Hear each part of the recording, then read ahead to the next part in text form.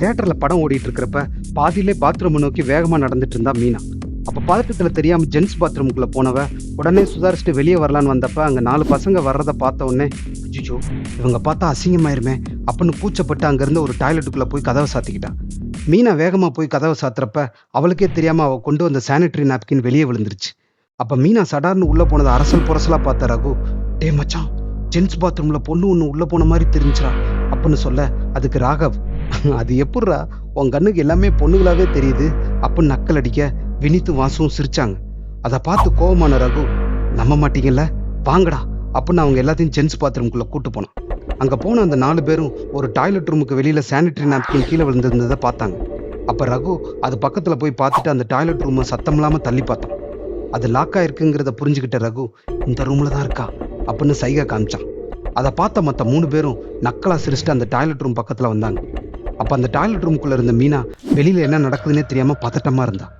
அப்ப ரகு அந்த toilet room கதவை ஓங்கி தட்ட போக அதை தடுத்தா ராகவ். மச்சான், படம் சரியான போரு, இதை வச்சாவது கொஞ்ச நேரம் டைம் பாஸ் பண்ணலாமே அப்படின்னு ராகவ் கேட்க, அதுக்கு வாசு, எப்படிடா அப்படின்னு கேட்டான். அதுக்கு ராகவ், இப்ப பாரு அப்படின்னு சைகை பண்ணிட்டு சத்தமா பேச ஆரம்பிச்சான். மச்சான், வர வர பொண்ணுகளுக்கெல்லாம் பயங்கர துணிச்சல்றா. நேற்று யூடியூப்ல ஒரு வீடியோ பார்த்தேன். டெல்லி பொண்ணுகள்கிட்ட ஒருத்தன் பேட்டி எடுத்தான். கல்யாணத்துக்கு அப்புறம் ஹஸ்பண்ட் சரியா செக்ஸ் வச்சுக்கலனா என்ன பண்ணுவீங்கன்னு கேட்டா, யோசிக்காம சட்டுன்னு டைவர்ஸ் பண்ணுவோன்னு சொல்லுதுகடா.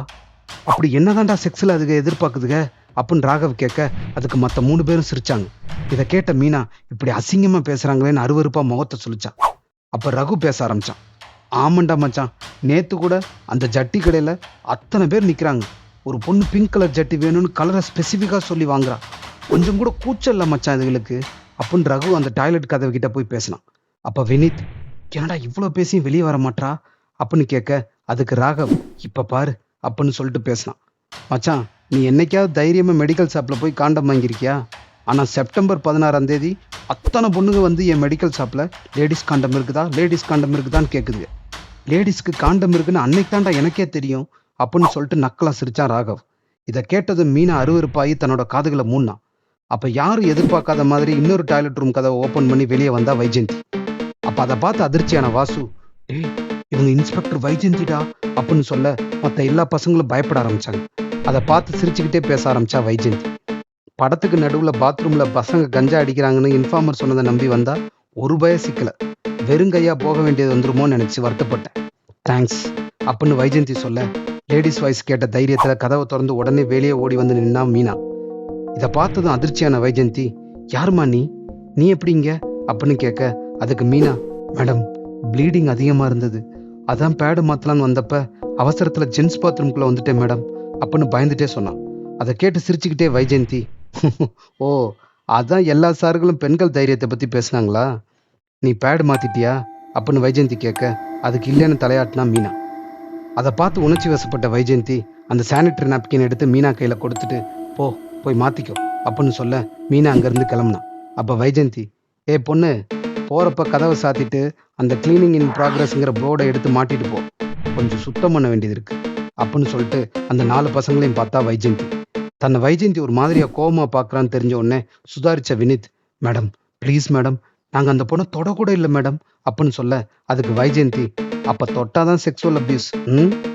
அது எப்படா ஒரு பொண்ணு அவ போடுற ஜட்டி கலரை கூட அவளுக்கு பிடிச்ச மாதிரி கேட்டு வாங்க கூடாதுன்னு நினைக்கிறீங்க? அப்புறம் இன்னொரு சார் கேட்டாரு, செக்ஸ்ல பொண்ணுங்க எதை எதிர்பார்க்குதுங்கன்னு. செக்ஸ் வச்சு முடிச்சதுக்கு அப்புறம் எனக்கு என்னன்னு கொரட்டை விட்டு தூங்காம அவளை தோல்ல சாச்சிக்கிட்டு அவள் நெத்தியில முத்தமிடுற தருணத்தை தான் எதிர்பார்க்குதுங்க ஒவ்வொரு பொண்ணும். அப்புறம் இன்னொரு சார் லேடிஸ் காண்டம் பத்தி பேசினாரு. செப்டம்பர் 16ஆம் தேதி உன் கடைக்கு கூட்டம் கூட்டமா வந்து லேடிஸ் காண்டம் வாங்கினது செக்ஸ் வச்சுக்கிறதுக்காக இல்லை, அன்னைக்கு தான் குளோபல் ஃபீமேல் காண்டம் டே, லேடிஸ்க்கு காண்டம் இருக்கு அப்படிங்கிற விழிப்புணர்வை ஏற்படுத்துறதுக்கு தான். ஆமா, இதெல்லாம் கஞ்சா அடிக்கிற உங்கள்ட்ட எதுக்கு நான் சொல்லிட்டு இருக்கேன் அப்படின்னு சொல்லிட்டு வைஜெயந்தி தான் போனை எடுத்து சப் இன்ஸ்பெக்டர் கூப்பிட்டா. பெருமாள், அந்த கஞ்சா அடிக்கிற பசங்களை பிடிச்சாச்சு, உள்ள வாங்க அப்படின்னு சொல்லிட்டு வைஜெயந்தி போனை கட் பண்ண. அப்ப 4 பசங்களும், மேடம் மேடம் ப்ளீஸ் மேடம், வேணாம் மேடம் அப்படின்னு கெஞ்ச, அப்ப வைஜெயந்தி, ஒரு போலீஸா கூட உங்களை விட்டுறலாம், ஆனா ஒரு பொண்ணா உங்களை விட மனசே வர மாட்டேங்குது அப்படின்னு சொல்லிட்டு அந்த இடத்த விட்டு நகர்ந்தா.